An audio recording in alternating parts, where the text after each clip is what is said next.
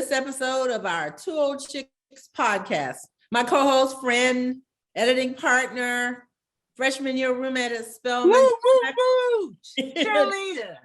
Tina, McElroy, Ansa, and I have a jam-packed episode for you this time. Our producer was telling us it's longer than normal, so you might want to just get a cup of tea, a cup of something, and sit back, relax, and enjoy it. So, hey, Tina, can you say TED Talk and Dr. Bertice Berry in the same episode? I don't know. Bertice Berry, I tell you, we have had so much excitement and so much fun and so much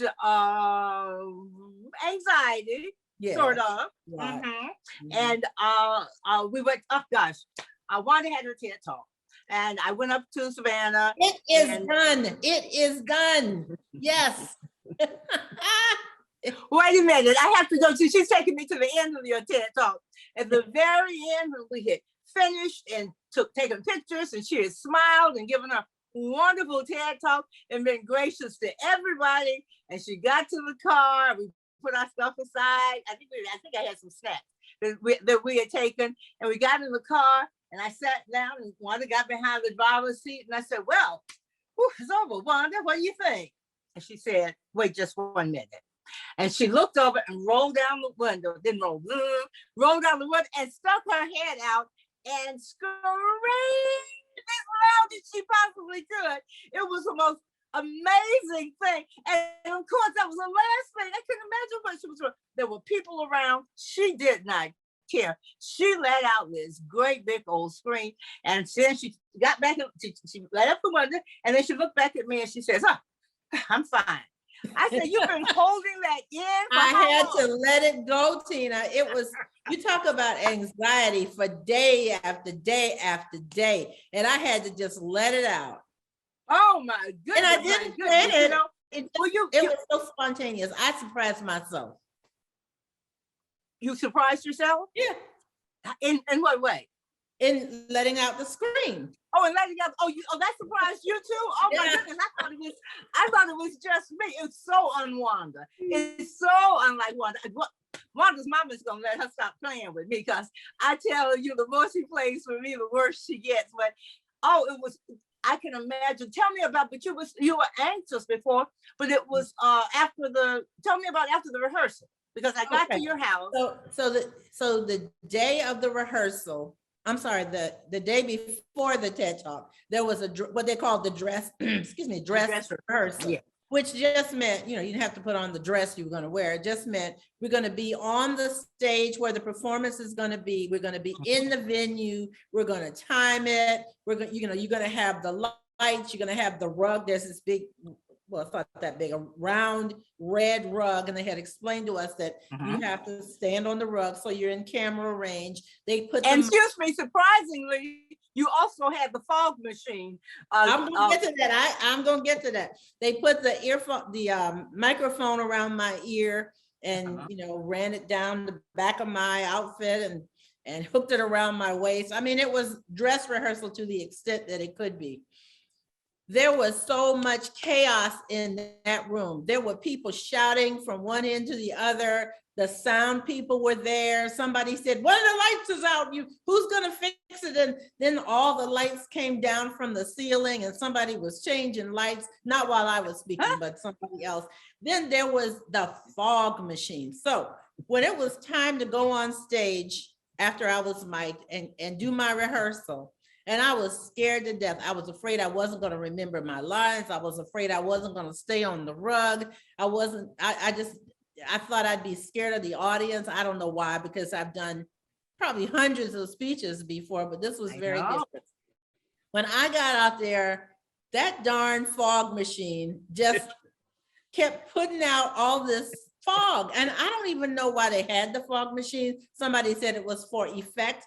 But it put out so much fog, I could barely see my nose. It must have been misfiring or something. Oh, I think it was. I did see just a little bit. I saw. They were testing the fog machine. They were testing the sound. They were testing the lights, all while we were supposed to speak. And Tina said to me later, oh, they were probably just giving you the worst case scenario. So if you could do it like that, you could do it under the best circumstances. I said, no, they were apologizing to us for all the chaos during this. Oh my goodness. But let me tell you this, when I got off that stage after I finished the rehearsal, I had so much confidence. All my anxiety just disappeared. I said, if I can do this, I can do it tomorrow when hopefully the fog machine will not get in my way. Be misfiring.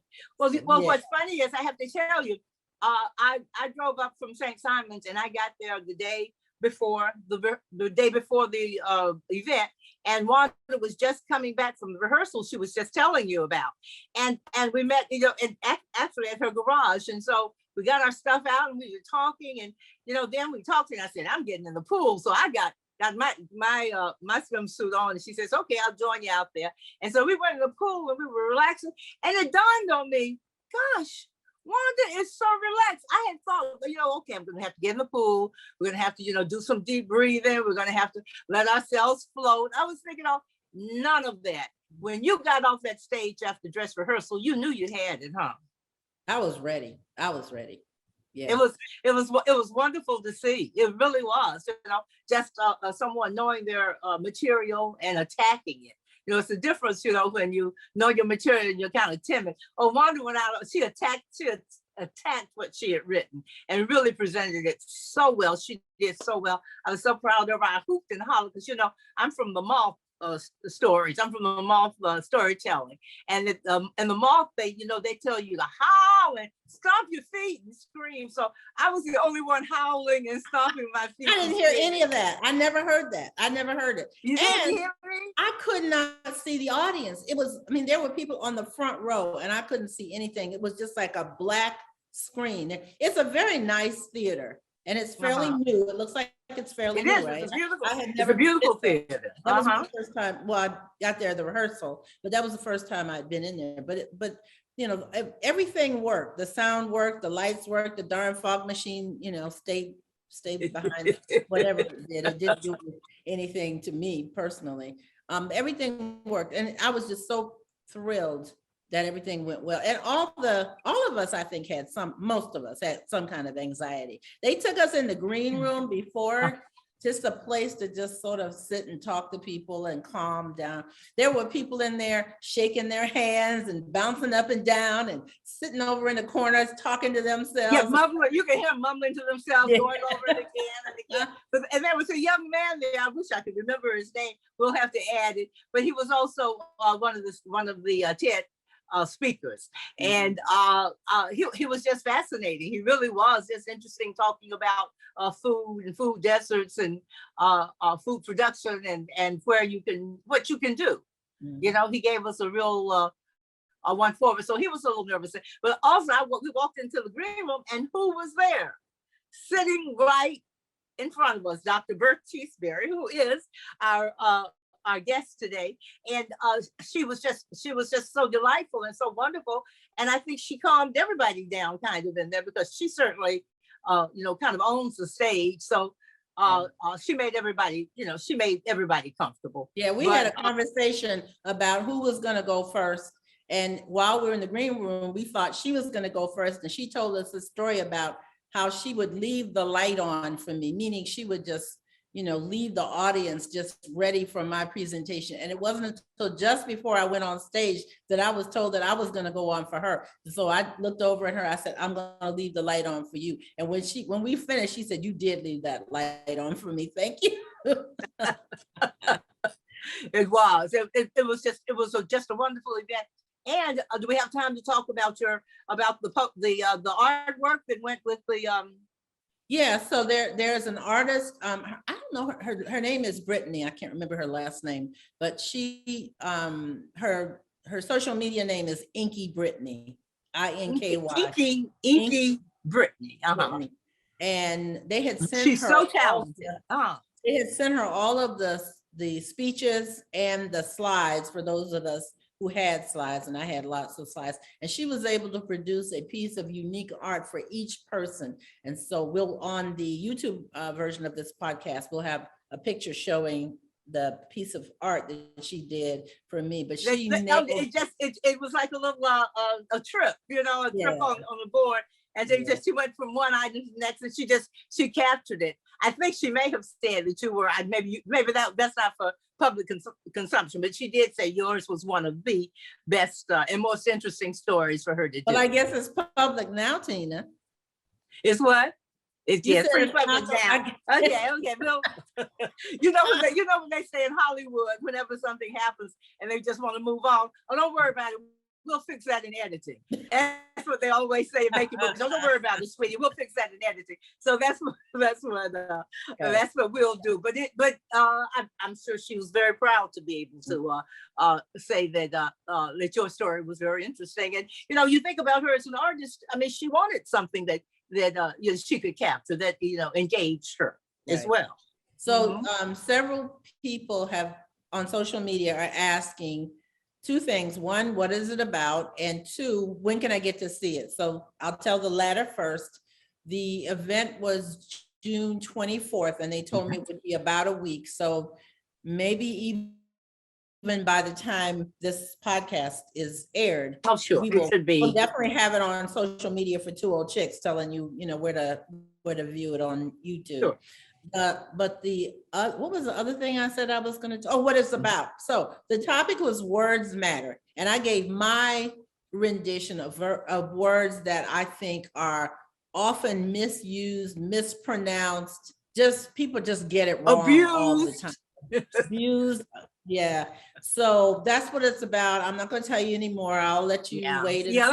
Let me discover it, because it is, and it again, it's interesting, it's informative, and it's funny. I mean, that's the biggest thing about it. It's really funny. And a lot of audience engagement. I'll just say I had a call and response, and the audience was right on. Probably led by call and response, y'all. She brought the call and response. It was all blackity black up in there. Okay. She had us in the palm of her hand. Did you say really blackity good. black?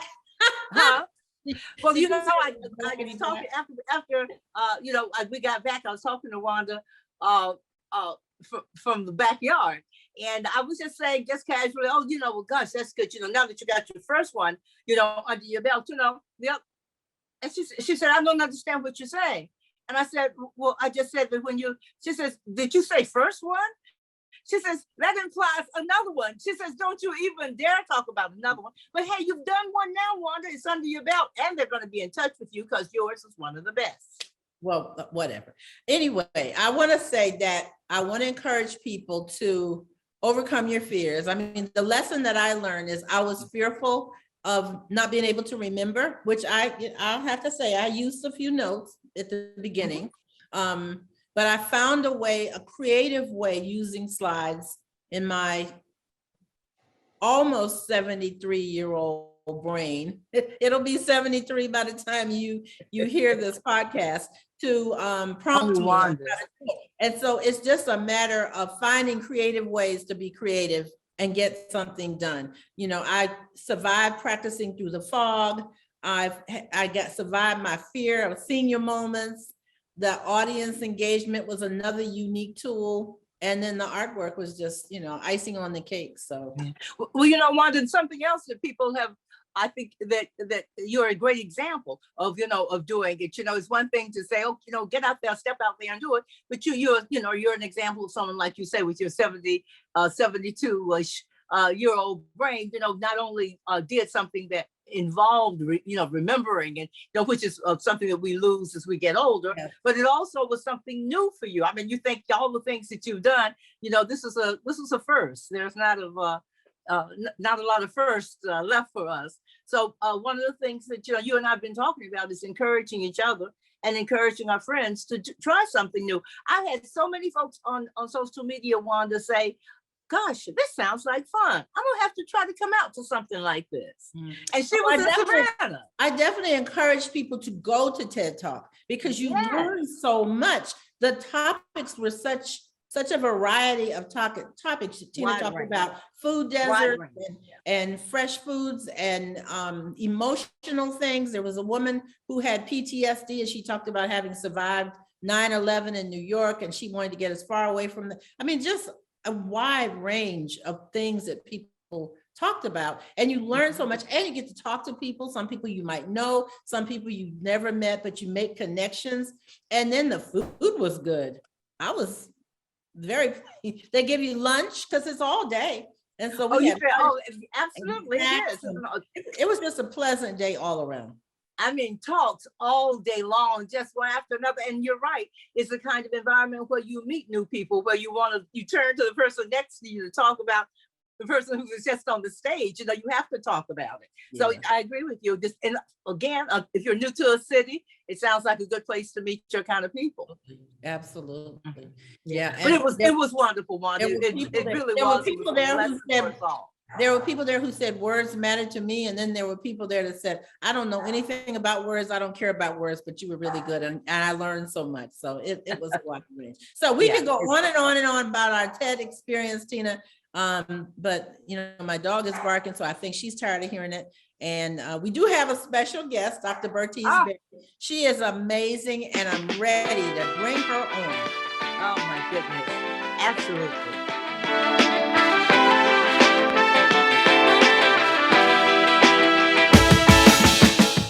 We are so excited today. We've got a sister, girlfriend, another, dare I say, old chick with us. Yes. Oh, yeah, absolutely.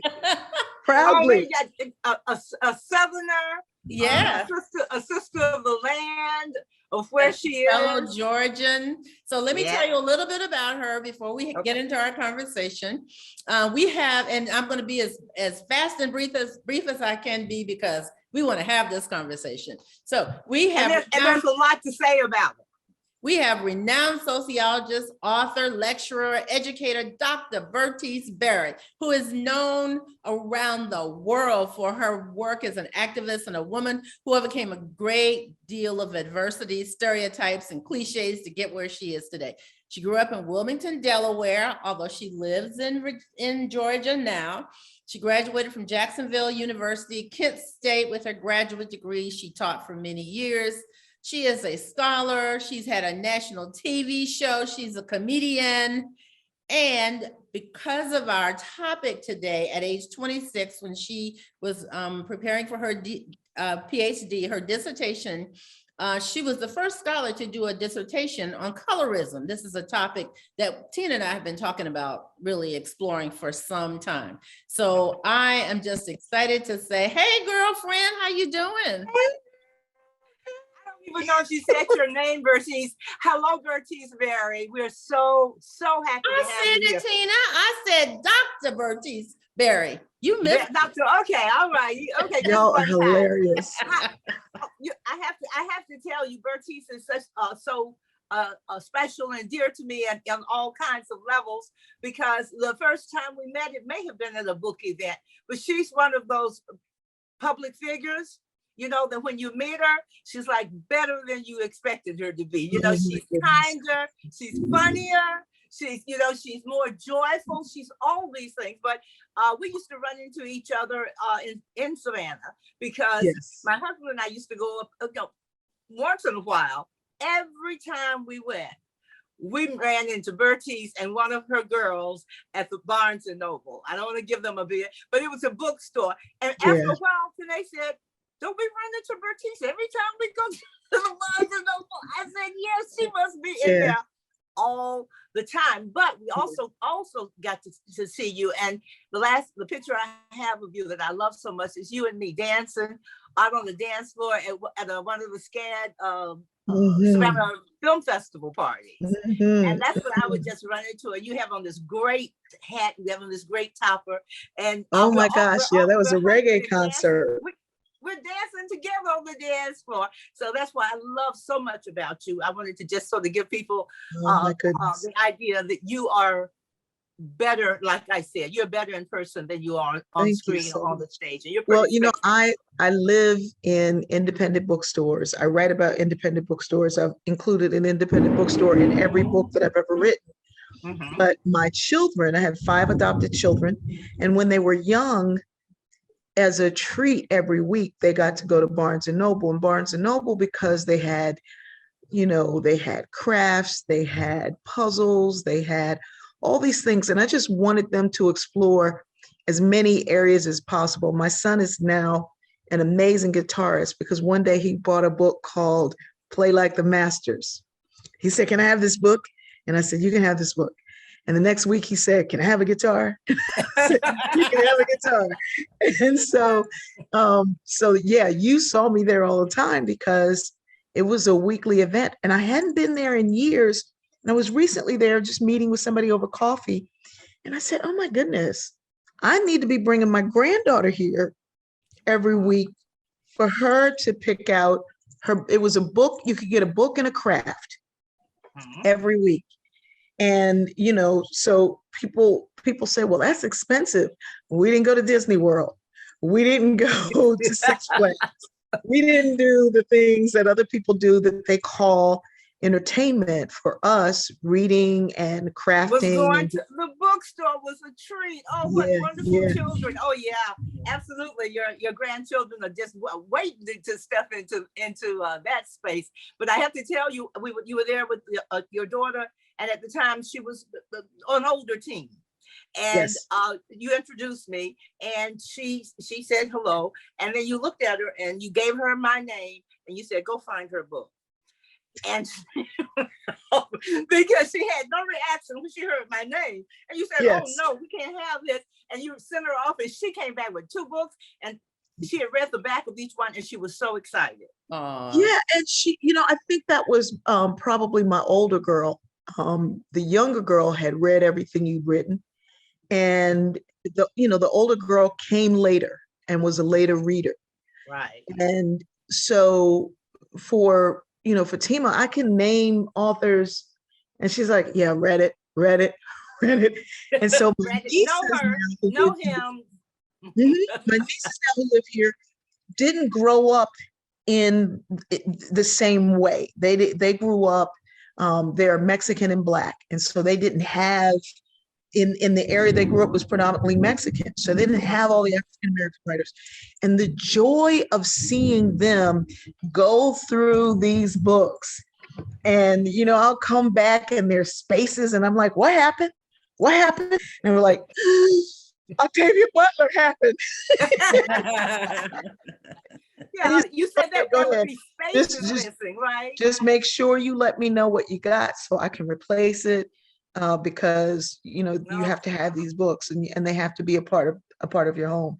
Well, so it is a part of life here. Yeah. So then we saw you last week at the TEDx Savannah, where you gave a great presentation. And you showed off your sewing skills, which you talked about so much about learning to sew after you had a head injury. But I wanted to just share, you not only made your dress, but you made— I didn't learn to sew. I just started sewing. Yes, you did. And you you made outfits for other people on the program even. So that was just kind of exciting.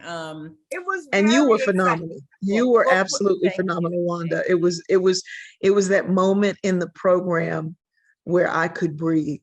Well, let me just say this. We thought for a while that you were going to go on before me. And so you gave me this story about how you were going to leave the light on for me. And then at the last minute, we found out that I was going to go on for you and you were sitting down the row. I said, "Okay, I got to leave the light on for you." Left the light on for me. All I had to do was stand. And I was like, "Wanda, my friend, I don't need to work." And she did indeed leave the light on, and you continued it by oh my goodness, the space that y'all took up, just like you said, the Black woman space on that stage just got bigger and bigger. The smoke effects weren't working, but it felt like there was, smoke and fog all around. It hit different. Older Black woman's voice. It is different. My graduate school roommate, her name is Dr. Bertice Berry. We're not related. They accepted us both thinking we were the same person. She did her dissertation on elderly Black women. And she was looking at the triple jeopardy theory that says if you are woman and you are poor and you are older, you have less power. And she said, until you throw Black in there. Because Black older women actually, even without the finances, have more power. And I think sometimes we forget that. And, we would laugh and say, everybody in my family, my cousins' families, their cousins' families, their kids' families, their grandkids, we all buy a certain dishwashing detergent because my mother bought it. And she said, this is what you buy. And that kind of buying power for generations is incredible. And no one is looking at that kind of agency. Yeah, you may not have what you had when you were younger financially, but you have the time to sit and pray for all the grandchildren and all the children and all the cousins and you have time to get on the phone and call folks and say, make sure, did everybody vote? Make sure you're out there voting. My mother said you could not be her child if you didn't vote and you were not an organ donor. I mean, to think about that kind of power at the age of whatever she was, and to have very little, and yet she had this voice. And there's a difference when you reach a certain age. Yeah. And our Black women, I was in a seminar once and they said, the group that does not commit, the lowest number of suicides of any group is older Black women. And they said, why do you think that is? And I was the only Black person in the room and everybody was sitting around and I wasn't answering. And they finally got to me and they said, why is it? And I said, because we homicidal, not suicidal. Don't mess with me. Hey, listen, I want to interject one thing before we get Yes. into our main topic. And that is, in our last podcast episode, the guest on our show was in a storm. And so we could hear the thunder and the lightning. So I'm going to say this for our producers and for our listeners and our viewers. Bertice is in a storm, y'all. So it's not the lightning. It's a huge storm, but I want you to know.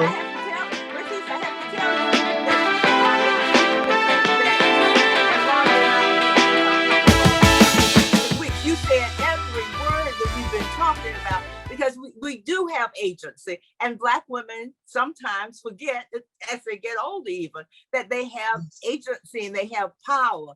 And as you said, even mentioning the prayer, the power of prayer, their prayers, our prayers hit different with the Lord, with the universe, with spirit, because we believe that somebody's listening.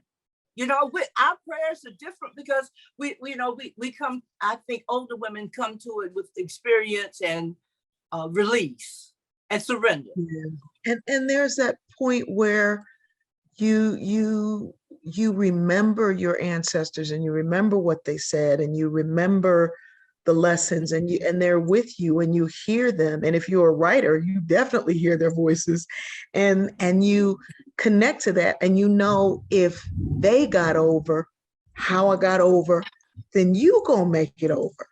And you have enough belief. Excuse me, you said in air condition. You sit in an air-conditioned house, or sit where you're comfortable.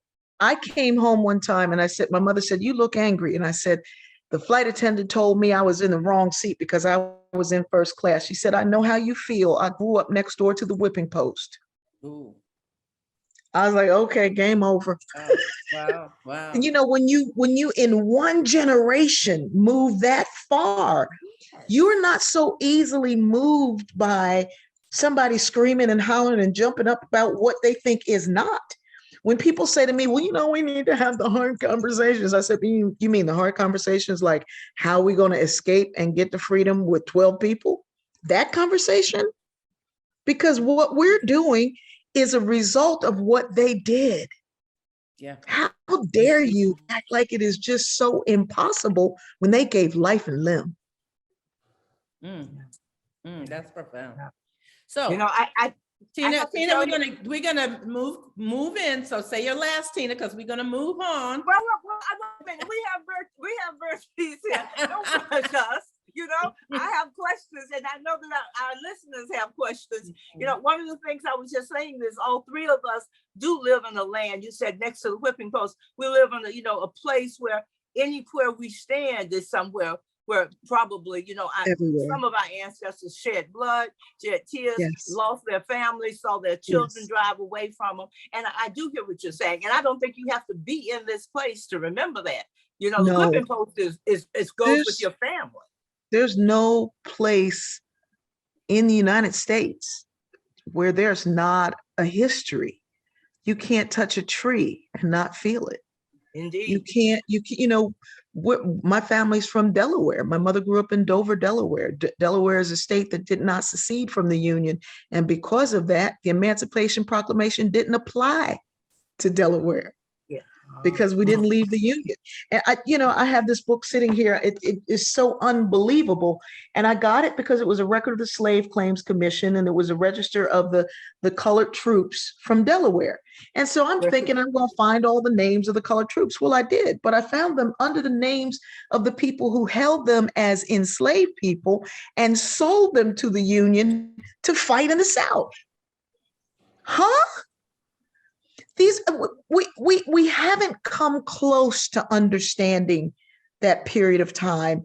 We haven't come close to understanding the impact that it has on us today. Yes. And so that is the subject at hand, the impact that it has on us today. Did you find your name in there, your last name? You're given? No, we're Freemans, and my family was on a plantation with John Hunn, who was an abolitionist. Again, not something I grew up knowing. My great-great-grandfather had to fight to get his freedom back because they took John Hunn's land and everything from him, including the people who lived on it, and tried to sell them into bondage. And my great-great-grandfather sued, and under the guise of being unlawfully took. He said he had been unlawfully took, and he won his freedom back. And that's how we went from Henry as the last name to Freeman as the last name, because he wanted everybody to know that he was a free man. And so to know that, but I didn't learn it until literally the day before my mother's death, that we have these stories in us that are layered and deep and heavy that we can't even come close to because we don't know, we don't dive, we don't, we've become so ashamed of the narrative that was handed to us that we can't see the power of the fact that our ancestors survived long enough for me, you, and all of us to be here. Bertice, I'm thinking, I know this sounds like a shameless plug, but I can't, move on without saying it. That is one of the reasons that Wanda and Wanda, as my partner, resurrected the Sea Island Writers Retreats. Yes. Because there's so many stories, and you can't just continue to throw them out there and tell a child or tell a grandchild and think it's going to happen, it's going to be kept. And no, it's not going to happen. We've got to start reverencing our stories enough to say, I'll take this time out to, to write this book. I'm going to take this book. Everybody's got pages in the drawer somewhere. Honestly, so many people do. Pages in the drawer. I tell people, your life is not a book. It is a library. Your life is an entire library. Oh. And Janet Hill often says, Janet Hill, editor from Random House, St. Simon, everywhere. She said, when a person dies, a library closes, and it's our job to keep the library open. Indeed. And in doing the work that you all are doing, you're keeping the libraries open. Yeah, Janet Hill was my editor too. Yeah, she's still my editor. Probably a lot of people's editor. Yes, she has been everybody's editor. Burns down. Yeah. My. Okay, well, we are here. If indeed, one of the things here is that one of the things Wanda had written down about you, about to us, that you have been known, you are known to have the best smile in Savannah. Yeah. I don't know why, but I'm glad you said it, Tina, because I was going to say it at some point before we close out today. Yeah. If you radiate, well, it's not just your smile. Your smile is a byproduct of your joy and your kindness, and all. It just comes out and radiates all over. It comes from the heart. Yeah. Thank you. Indeed, Wanda, it comes from the heart. Yes. Well, we are going to actually have a topic to talk with you about, and as Wanda said earlier, we need topics. I know, right? Multiple We have a friend and a supporter who says who are partners, and they have what they call meetings inside of meetings. So we'll be zooming and we'll bring up a topic about something we need to pursue, and she'll say, hold on, and then they'll have a meeting, together, and then advances, and it advances the it gives you progress, because they make that decision, then we come back to the big meeting. So we're having topics inside of topics. But colorism is something that Wanda and I have talked about actually probably for years, because one of the things that having old friends gives you is that opportunity to talk about things that you don't usually talk about. And colorism is something, as you well know, if you will tell us, it's something that we don't talk about, that's not openly talked about. But can you tell us first how you just sort of got into that term? Yeah, you know what it is, because there actually may be some listeners who don't know what that term is. Yes. Colorism is prejudicial and or preferential treatment of same race people on the basis of skin color, hair texture, facial features. Anything ranging from more African, if you're talking to African people of African descent in India, it can be, the darker people of India or Pakistan, the darker people, towards the more European facial features. I did my dissertation on it, which was the first study on colorism. I named it colorism using a term that came from Alice Walker's book, In Search of Our Mother's Gardens. Nobody had named it. Nobody had defined it. There was no theory. I had to write the theory. And then I did several studies. What was the term from In Search of the Mother's Garden? Colorism. She used the word talking about family members. And so I thought it was the perfect word to describe this phenomenon that wasn't racism, but it was based in race, but it was also based in color. But it's not just color. And actually, even before I could do the research, I had to do an experiment with people around the table. There's about 20 people. My professors couldn't understand whether or not we knew what color we were. And I said, there's 144 different terms for Black.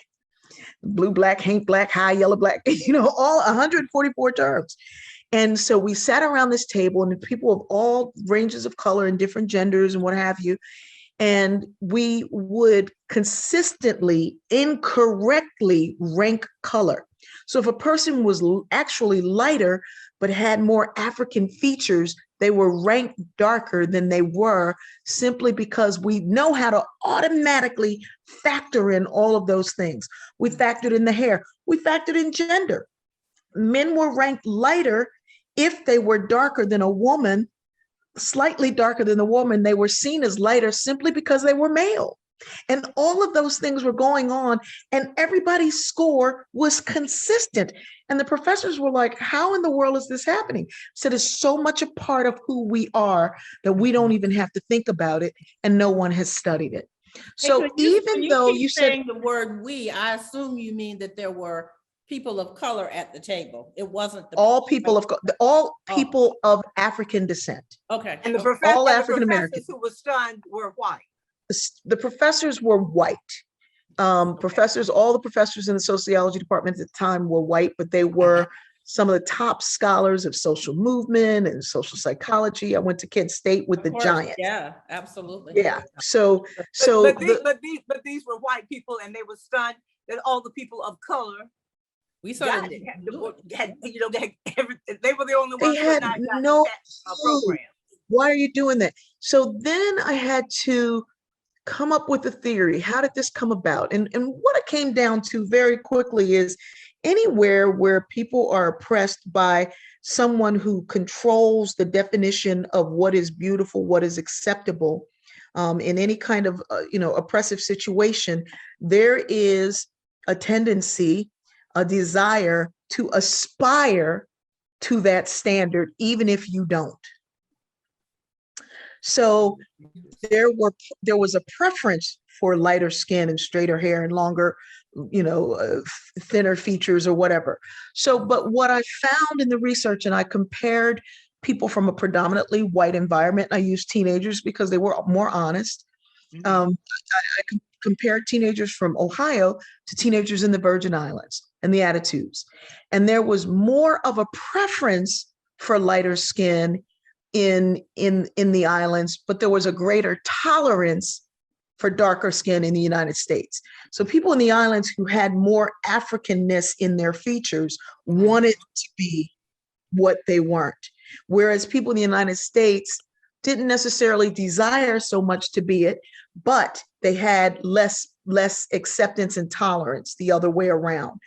So what I also found was that a lot of people don't talk about, and it kind of bothers me because it's clear in the research, and everybody who's done a book, a movie, anything is using my research. The lawsuit. Tell me, Bertice, can you give us, for instance, especially Wanda just and you instructed me by saying, "Oh, our listeners don't know what colorism is." Just as professors had no idea what colorism is. Tell me how that works in our society. Can you give us an example? So what I'll tell you both of those things. What happened in my research was the very light and the very dark received the same amount of discrimination for two different reasons. And most often we think only about the dark end of that. And I understood that growing up, the darkest of my grandmother's children. My grandmother at a time passed for white. And so I knew that, and she was blind and a colorist. She would say, "This must be one of B's kids." And we say, "How can you tell, Grandma?" "Because you're the blackest grandkids I got." I'm like, "You blind and a colorist." so my professors, my professors taught me that your research should come from your life experience. But then when you get into the data, don't let it prejudice your outcome. And I wasn't prepared for seeing the intolerance that lighter Blacks had experienced, because I had only experienced as a darker, the Blackberries is what we were called in our family.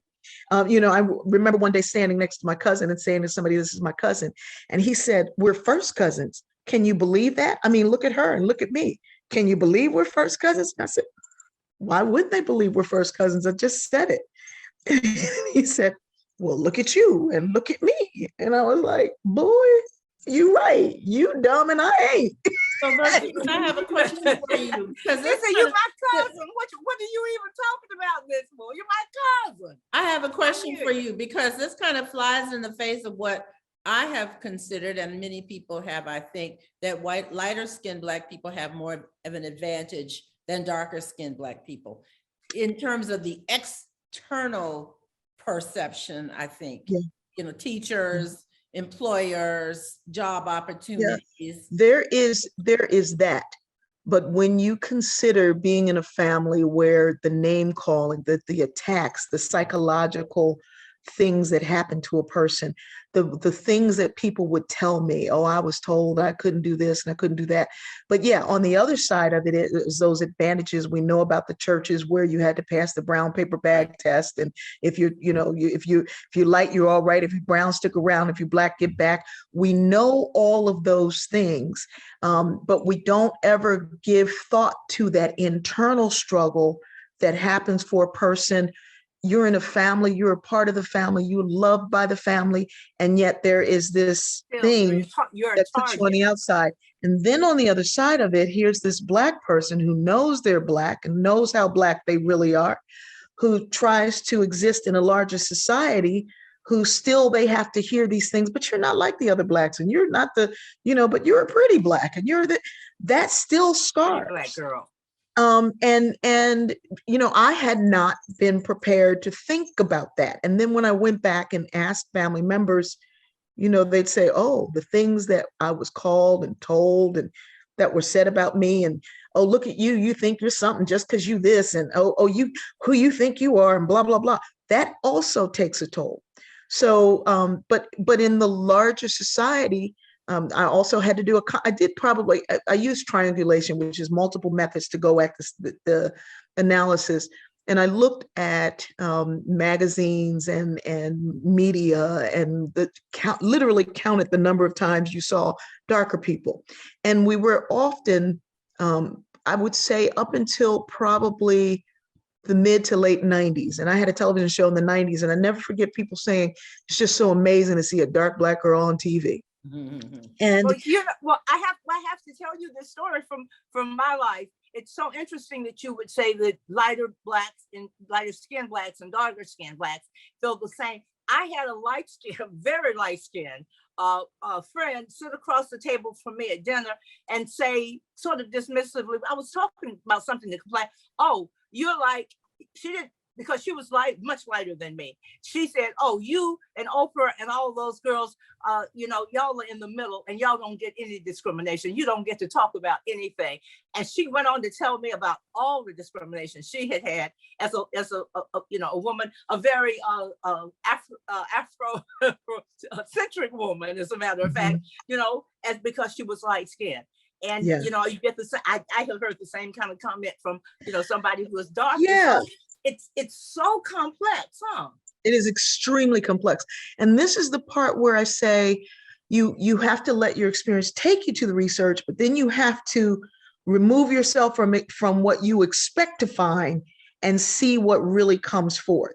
I recently shared my work in Pakistan, and they were so impacted. I mean, they have the same kinds of terms, and you can't get married if you're darker than this, and nobody's going to want you because of this skin color, and you need to be wheatish or lighter.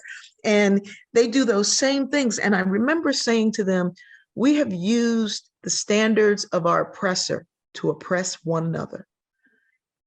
And it went silent. They were like, the next day there were microloans and all kinds of things, and they took fair out of the Fair and Lovely, and they said, we just it becomes so much a part of it. So to your question of why don't we talk about it more, we do.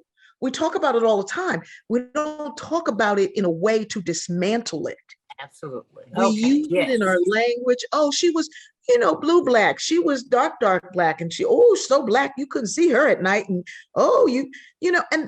and we say these things, and well, you got that nose, and people say, well, when are we going to get rid of it? People are still chewing starch, thinking it's going to make their baby lighter. People are still pinching the nose of their child. People still say things like, well, look at those ears. He's going to get darker. It's still very much. The reason that women ate starch is because the pregnant women ate starch was to make their babies lighter. Yeah, absolutely. I mean, the belief of that. Yes. I used to eat starch because somebody else ate starch in my family because I liked the taste of it. And they were eating the starch because they were trying to make sure. I have never ever desired to eat starch, but I do want to, I have an example because you mentioned you talked to some Pakistani people, and I have a white friend who I worked with at USA Today many years ago, and she happened to be married to a Pakistani fella. And I had brought her to Savannah just because she had read Midnight in the Garden of Good and Evil, and she wanted to see Savannah, and I was going home. So I said, come on, let's just go to my mother's house, and I'll take you around Savannah. And so when she later married this Pakistani guy, she said, we really should go to Savannah for our, I don't know if it was honeymoon or vacation, because there's so much history and you would love it. You know what he told her? He said, I can't go to the South because I don't want to be mistaken for a Black person. Mm-hmm. And it really, it may have even led to their divorce because they didn't stay married all that long. Because she wasn't, that just wasn't in her lane. The disdain for Black folk is so great. And I liken it to, I think it's Bowman's book, The African Unconsciousness, or African Consciousness. And he talks about this need to move away from Lucy being the mother of all creation, and our desire to divorce ourselves as much as possible from any Blackness in us. There were more Blacks taken to Central and South America than they brought to North America. And so they're part of that culture, but you can't bring that up. They're not trying to be us. And people are told when they come here, you want to do these things, otherwise you're going to end up like those Black people. And so globally, there is such a stigma against us that we don't we don't recognize, we haven't even gotten to. People are sitting around trying to argue, about Derek Bell's theory, Harvard law theory, which, they couldn't understand if it slapped them, they wouldn't recognize it. They want to argue about critical race theory, and they don't even think critically. We haven't gotten to the point where we can dismantle these beliefs. I mean, I remember when I was a girl walking across the street, and a guy said, "What about her, man?" I had just come back from my first semester of college. And the guy said, "Nah, man, she too Black." And I'm thinking, he can't see that I go to college. Mm-hmm. He's looking at what he was told is ugly. And my Blackness is the best thing about me. He can't see it. Mm-hmm. My naturalness is the best thing about me. This is who I am. And do you remember the dozens and how people would say, "Your mama's so Black, yada, yada, yada, Yes. your daddy's so dark." Yes. I mean, culturally. Yeah, exactly. I was gonna say, Bertice, that you said after your first semester in college, I said, cute as you ever gonna be in your life, right? Right. I just Right. imagine Cute. you, yes. Cute and sanctioned as smart. So, Yeah, that's what I'm saying. All that stuff, not just cute because you're cute, but I mean cute from your soles to your feet right up. Oh yeah. Right. Just discovering yourself. I can see shoulders thrown back. Oh yeah. Every last Feeling bit of that. yourself. But here it was, no, you're never going to be that because you're this. And so we do this, we do it still. We're trying to move away from it, but I'm telling you, the sale of weaves has not gone down, it's gone up, because all of those things are considered. Hair texture, pattern of the hair. We wore dreadlocks for 1,000 years. My hair has always been. That was one thing. My mother was like, "No, you're not getting none of that in your hair.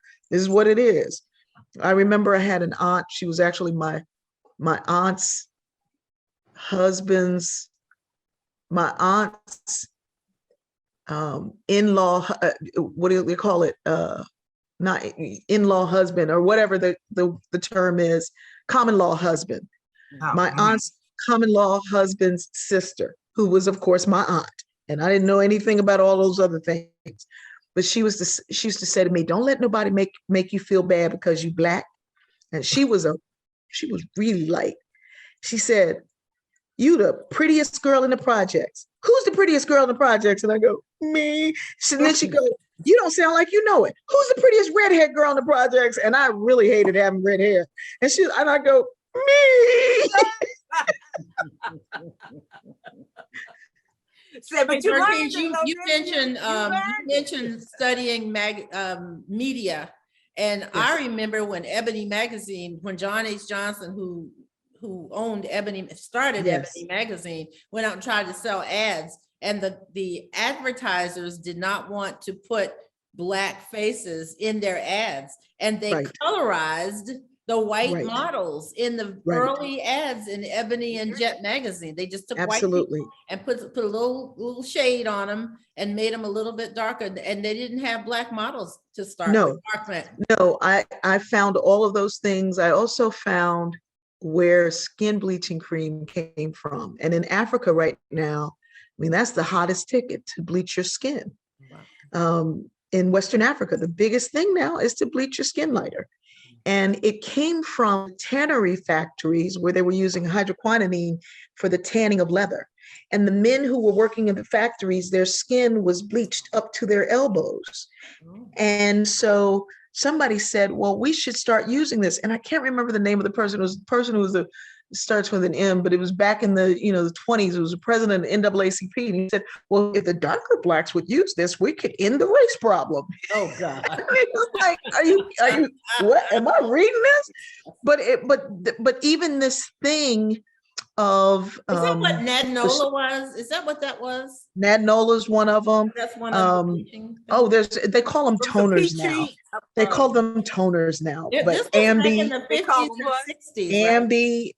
From the 20s on. I want to say maybe the 20s wasn't as like marketed, but in the 50s, definitely more marketing of it.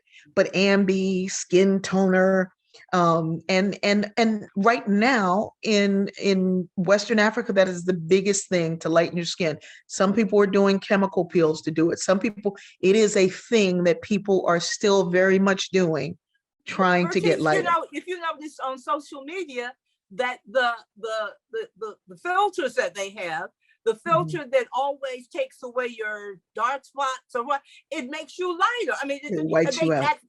You can see pictures that women of color snap in their bathrooms and kind of how they look, and then they show you how they put a filter on it, and it's always they're always lighter skin. Because the same standard of beauty is in effect. The same standard of beauty is in effect. And the thing that is so amazing to me is that even during the pandemic, when, people were afraid to go anywhere, the tanning booths were open. There are tanning booths in the northernmost city and the southernmost city. Folks are trying to get dark. They're injecting things to make their lips bigger, and they are going to Brazil to get a butt. And yet, we still don't see our own beauty. When the world knows, I'm trying to look like you. I got to be tan. Oh, I look better with a tan. Well, if you look better with a tan, I remember somebody saying they're actually imitating us. I mean, they're not just saying it. They're saying, I want that. I want that. Who was it that said? Was it Langston Hughes or Dunbar who said, "We the people"? Maybe Baldwin. No, it wasn't Baldwin. Said, "We are the people who are socially esteemed yet culturally despised." Oh, gosh, and yeah. So Bertice, how do we have these conversations in our family to avoid some of the conversations or the damage that some of us may have experienced in our younger years? Yes. Yeah. How do we fix this? I mean, that was our question. I guess it's a wonderful question. How do we address it? Yeah, it's a wonderful question, and we have to address it. For those who are listening, I want to know how to, what can we do to help fix it, really? Yeah, we can fix it. Every time it comes up, you have to correct it every single time. My granddaughter is, my son is, a Black American West Indian father. These are my adopted children. His wife is adopted to a white family, but was Puerto Rican. And so their daughter, my granddaughter, repeated something she heard her mother say. And she said to me, "Because my skin is lighter, I can get everything I want." Ooh. She said that at 4.5 years old. I wrote the study and I was hearing it back. And I sat her down and I said, "Ooh, that's not true." She said, "Well, my mommy said it is." And my niece looked and she snapped and my daughter snapped. And I said, "Oh, okay." And I went in the room and I pulled out some things that I had put back for Christmas and I put them up on the counter and I said, "All of these things are so nice." And she said, "Those are mine." I said, "Oh, no, no, no, no, no. This came from Black Girl Magic. And it's for Black girls." And she said, "I'm Black." I said, "I bet you are." Then we had we had dinner and pulled her mother in. And we had a conversation with everybody. And then I found my great nephew was dealing with the same thing. She had said something to him. "You're the darkest one in the family." And so it had spread out from this little baby. And he was 19 years old. His little heart was hurting. And so we had this big family conversation because we are a rainbow and none of that is acceptable.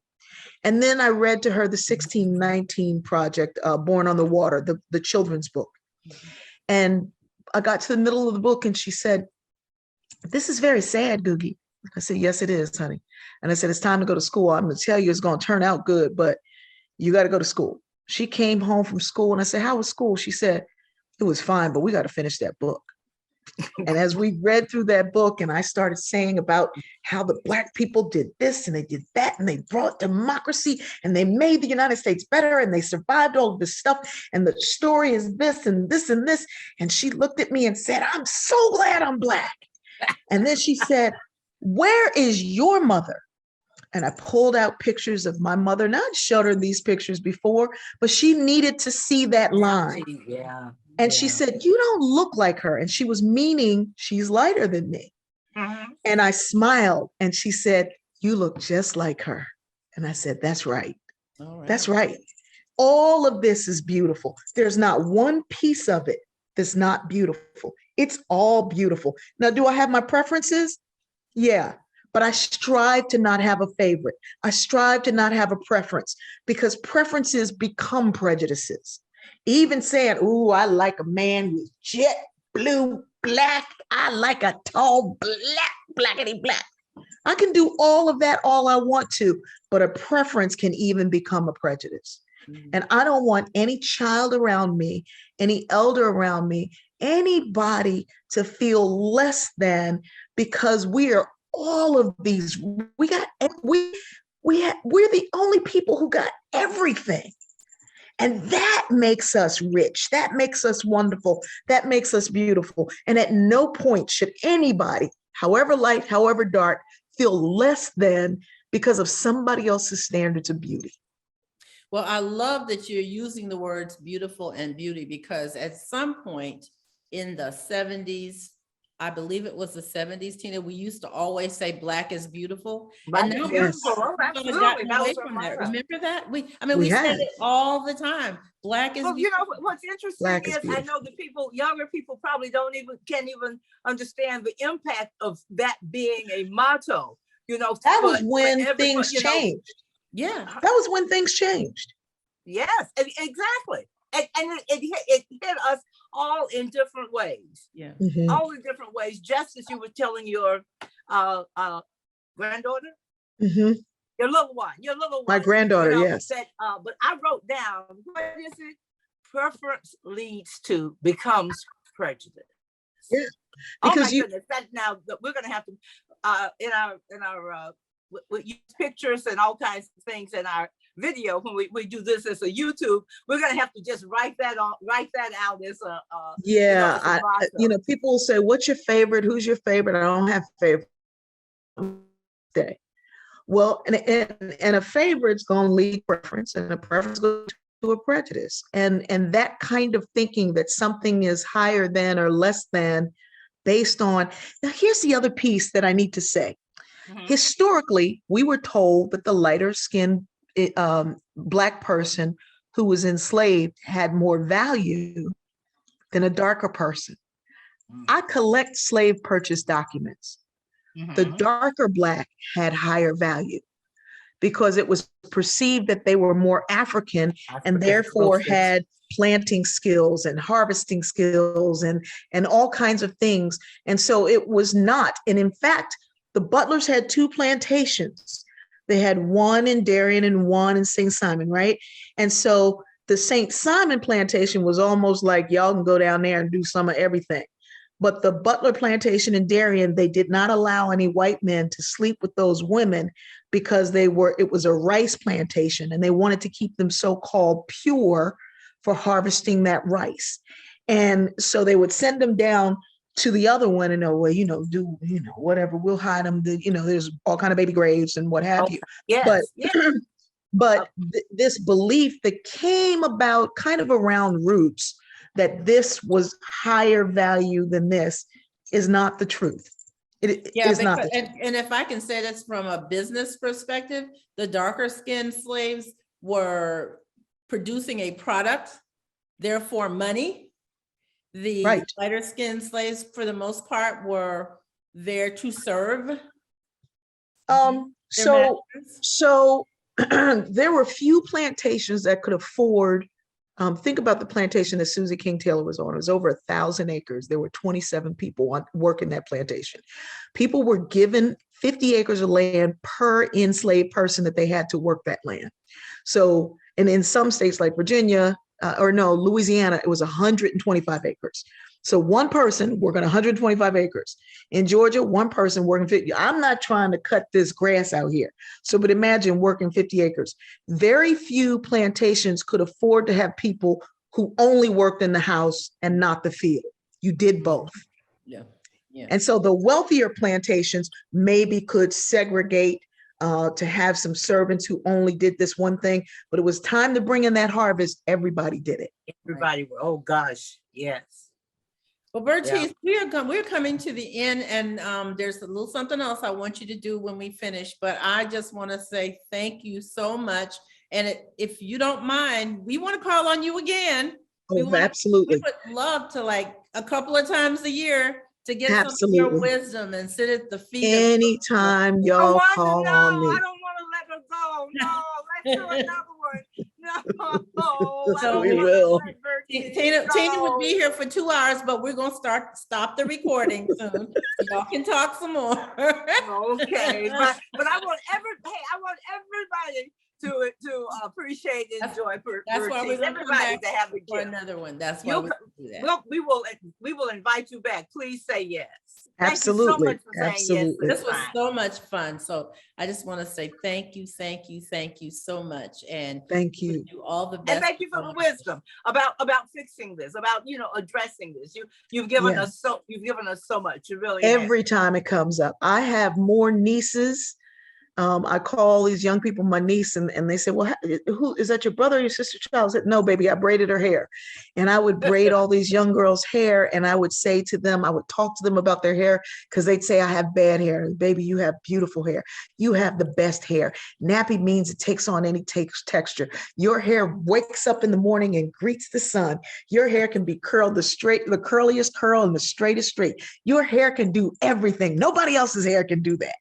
And just when I see them now, they are doctors and therapists and lawyers and professors, and they say just having that sense of self, somebody telling them how beautiful, amazing, smart, and wonderful. My granddaughter now, people say, oh my goodness, she's so beautiful. She looks at me and says, Googie, pretty don't win, do it. Smart wins, huh? And I'm like, that's right. Well, and by the way, Bertice, all three of us have our natural hair and love it. Yes. Yeah. Oh, thank you so much. We love you. I love you. This was fantastic.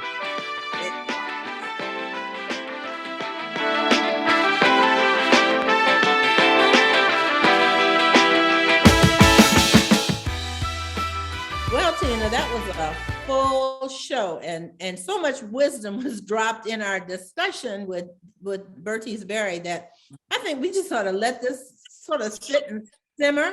Don't you think so? I think we've said enough. I'm still simmering with her wisdom and also her just spirit, her spirit of life. You'll see the pictures, some of the photographs that we have, and she's just bursting with joy. She's just bursting with life, and it's catchable. It's you can't but be influenced by it and be lifted by it when you're in the presence. So that was really a good get. A good get, huh? Yeah. Well, thanks so much for joining us for this episode of Two Old Chicks Who Know a Lot of Shit. If you're on social media, please share your reactions with us. We'd love to hear about things that you think about. And also, that's the reason we're putting it out there, to tell you the truth, so that we start some conversation. And if you have ideas for future episodes or guests, especially future guests, we want to know about all those folks out there doing things that we want to know about. Right. Let us know on IG. Even if you yourself is the guest you want to recommend, don't do that. Yeah. Absolutely. And if it doesn't fit, we'll tell you. But if it does, we really love to have it. So all that's right. So remember also that the collective of essays that Tina and I co-edited is Meeting at the Table: African American Women Write on Race, Culture, and Community. It's available at downsouthpress.com. That's downsouthpress.com. So until next time, be safe and be well. Absolutely. Love and peace. Bye-bye, everybody. Love.